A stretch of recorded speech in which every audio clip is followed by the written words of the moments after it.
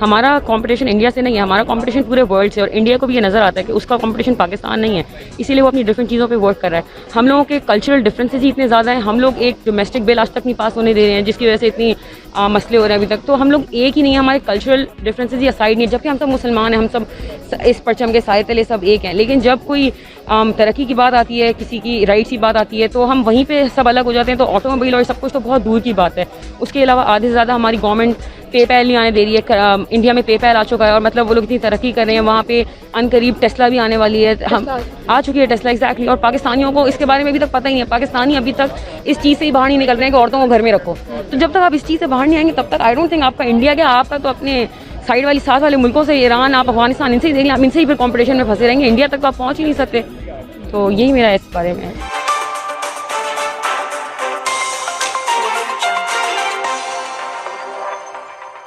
हमारे यहाँ पे जो गाड़ी पहले 5 लाख में आती थी, अब वो 10-11 लाख की आती है। जो करोला थी 18 लाख की, वो इस टाइम हमारे पास 28-30 लाख की आ रही है। So it is very difficult for any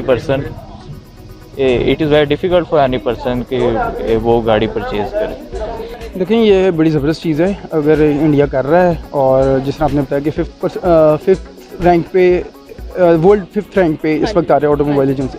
आप ये देखें कि भारत के अंदर जो हमने देखी हैं, उनकी जो पॉलिटिशियंस भी हैं, उनके वो अपनी ही बनाई हुई गाड़ियाँ उनको इस्तेमाल करते हैं, या उनका लॉ है या नहीं मुझे नहीं इस बारे में पता, लेकिन वो लोग इस्तेमाल कर रहे हैं। दूसरी बात यह है कि टाटा कंपनी उनकी एक बहुत बड़ी कंपनी है जिसके बारे में पूरी दुनिया मानती है कि नहीं यार ये बहुत अच्छी गाड़ियाँ इटसेल्फ प्रोड्यूस कर रहे हैं। क्योंकि जब तक कोई मुल्क अपने खुद मुख्तार खुद नहीं होगा चीज़ें बनाने के अंदर, तो मेरा ख्याल है कि वो मुल्क तब तक तरक्की नहीं कर सकता। अपनी बाहर से बजाय वो चीज़ें इंपोर्ट करते हैं। जिस तरीके से पाकिस्तान के अंदर हम जितनी भी गाड़ियाँ वगैरह कुछ भी हम बाहर से करते हैं, हमारे यहाँ पे कोई ऐसे कोई वो नहीं है जो GDP को सपोर्ट करे या हमारे तरक्की के अंदर वो काम करे। तो मेरा ख्याल है कि ये बड़ी ज़बरदस्त चीज़ है अगर भारत कर रहा है, तो पाकिस्तान को भी चाहिए कि इस तरह की एक्टिविटीज़ करे, इस तरीके से इंडस्ट्री को फ़रोग दे ताकि ये भी उनकी तरह अपना रोल प्ले कर सकें। और पाकिस्तान से कि टोटल GDP के बराबर से भी ज़्यादा अर्न करके दे रहा है अपनी GDP को, ठीक है, सिर्फ उनका एक सेक्टर।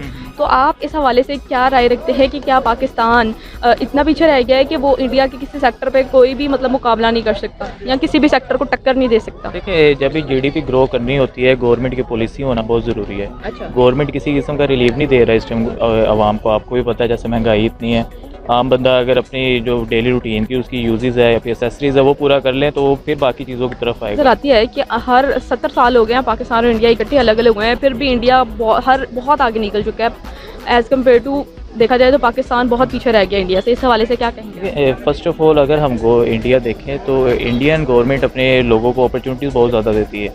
पाकिस्तान में अपॉर्चुनिटीज़ नहीं है, गवर्नमेंट किसी किस्म का सपोर्ट नहीं करता है। अगर हम इंडिया की एग्जांपल लेते हैं, इंडिया अपने बच्चों को स्कॉलरशिप इतनी देते हैं कि वो आफ्टर इंटर वो बच्चे बाहर जाके प्रॉपरली एजुकेशन हासिल कर सकते हैं। लेकिन हमारे यहाँ पे इस तरह का कोई प्रोग्राम नहीं है, कुछ भी नहीं है। अगर दिया भी जाता है किसी किस्म का रिलीफ तो आफ्टर डैट सम टाइम वो बच्चों के लिए मुश्किल बन के सामने आता है। तो जब तक अपॉर्चुनिटीज़ नहीं होगी, जब तक हमारे पास स्टडी प्रॉपर नहीं होगी, तब तक किसी किस्म का हम ग्रो करना बहुत मुश्किल है हमारे बच्चों के लिए। आई थिंक हम लोगों को अपनी स्ट्रेंथ देखनी चाहिए। हमारी स्ट्रेंथ टूरिज़्म है बहुत अच्छा, जो कि अब इमरान खान जिसकी तरफ वर्क करता हुआ नज़र आ रहा है। काफ़ी ज़्यादा कंट्रीज़ हैं जिनका GDP सिर्फ बनता ही टूरिज़्म की वजह से। बाली ले लें आप, पूरा मतलब रशिया ले लें, आधे ज़्यादा वो टूरिज़्म से कमा रहे हैं। अब सब लोग बाली जा रहे हैं, बाकू जा रहे हैं। तो इंडिया भी 5th रैंक पर आया है टूरिज़्म के मामले में। लाइक उनको यूनेस्को ने उसका वर्ल्ड हेरिटेज साइट डिक्लेयर कर दिया। एग्जैक्टली। और हमारे लाहौर में तो इतनी ज़्यादा कल्चरल साइट्स है जो हम लोग दिखा सकते हैं। लाहौर में, मुल्तान को सिटी ऑफ सेंट्स कहते हैं। हज़ार लोग हैं जो देखना चाहते हैं वो चीज़ें। आप लोग उन चीज़ों के ऊपर वर्क करें जिसमें हम लोगों की लीड हो सकती है, जिसमें हम लोग मोनोपोली हासिल कर सकते हैं, जो कि टूरिज़्म है। हमारे नॉर्दर्न एरियाज़ को स्विट्ज़रलैंड से कंपेयर किया जाता है कि भाई हमारे ज़्यादा अच्छे हैं या उनके, काफ़ी वीडियोस में देखती हूँ कि क्या ये स्विट्ज़रलैंड है या पाकिस्तान। तो आप ऐसी चीज़ों पे वर्क करें, अपनी ऑटोनॉमी ढूंढेंगे किस चीज़ में और उस पर वर्क करें फिर आप। मैम, और इंडिया जो है वो IT के अंदर, टेक के अंदर, ऑटोमोबाइल्स के अंदर सैमसंग की कंपनी वहाँ पे लगा रही हैं। लेकिन पाकिस्तान भी अलहमदिल्ला उससे सीख रहा है और अभी पाकिस्तान में भी फ़ोन बनना शुरू हो जाएंगे इन द नियर फ्यूचर। तो सही है, it's a good step towards a better future. Obviously जो किसी भी मुल्क की तरक्की जो है वो पॉलिटिकल स्टेबिलिटी के ऊपर मरकूज़ रहती है। चूँकि हमारे यहाँ पॉलिटिकली इंस्टेबिलिटी रही है एक काफ़ी लंबे अरसे के बाद, हमेशा 15-20 साल के अंदर कोई ना कोई आ जाती थी माशाल्लाह। जिस तरीके से उस आगे पिछली गवर्नमेंट आती थी, यहाँ इतनी पॉलिटिकल चिपकलिश थी कि एक गवर्नमेंट आती थी, गवर्नमेंट एक उड़ गई, दूसरी उड़ गई, तीसरी उड़ गई, 2-2 साल 3-3 साल के बाद गुजर जाती थी तो वो उनको कैरी ऑन नहीं कर सकी। जो पिछली पॉलिसीज़ होती थी वो कहते थे कि नहीं ये पॉलिसीज़ हम स्पिन करेंगे, हर गवर्नमेंट अपनी जो नई पार्टी आती थी वो अपना एक नया लेके आती थी। यानी इस लिहाज से इंडिया आगे जा रहा है, मतलब जी बिल्कुल। देखिए वहाँ पे जितना मर्जी वहाँ के पॉलिटिकल हालात ख़राब हुए, जितनी मर्जी चीज़ें ख़राब हो जाए, लेकिन कभी वहाँ पे जो आपकी जो आर्मी है उसने कभी कू नहीं किया, आके टेक ओवर नहीं किया गवर्नमेंट को, जिसकी एक बड़ी वजह है उनकी जो 5 साल के प्रोग्राम्स, उनके 10 साल प्रोग्राम, 15 साल प्रोग्राम्स, 20 साल प्रोग्राम्स, क्योंकि ये कोई भी चीज़ एक दिन के अंदर नहीं हो सकती।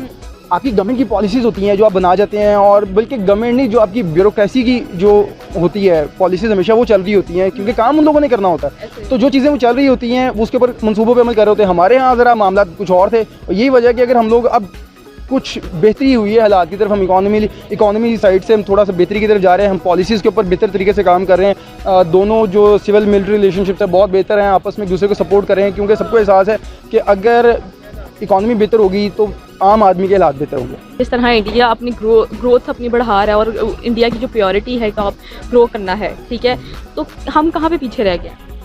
हम देखें, अगर हम अपने स्टूडेंट्स को कंपेयर करें या हम अपनी आवाम को कंपेयर करें तो हमारे स्टूडेंट्स इस एबल ही नहीं है कि वो किसी चीज़ को समझ सके।